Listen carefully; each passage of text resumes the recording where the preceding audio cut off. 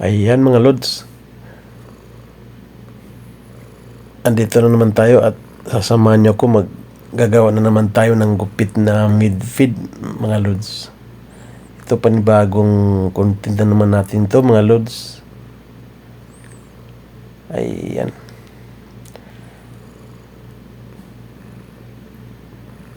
Dito sa pagugupit natin, kailangan ating ibagay talaga ng ating pagkukuha ng buhok mga lods. Katulad ni overcome natin yan para mapormahan natin ng maayos mga lods. Ayan, atin siyang ahayitan. Ayan mga lods. Para malinis ang ating gupit niyan mga lods.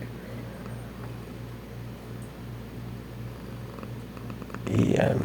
Kailangan maingat tayo dyan. Yung mga parte na yan sa pag-ahit natin. Yan, medyo maingat tayo dyan mga lods. Ayan. Kahit dahan-dahan lang ang pagkuha mo sa buhok dyan. Huwag pa bigla-bigla para di natin masugatan ng ating customer mga lods. Ayan. Ayan mga lods oh.